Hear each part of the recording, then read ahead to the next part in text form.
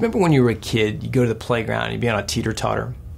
There's a light kid, and the heavier kid gets on, and a light kid goes up. The same relationship exists between the way cash moves through your company and its value. And it's one of the drivers of sellability.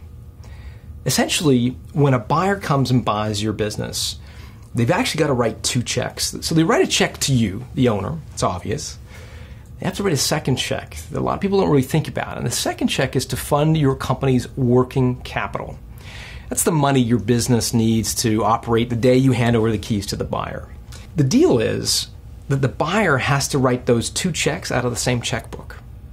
So the more your company sucks up in the way of cash, the more cash your company needs to operate, the less they're going to be willing to buy your business.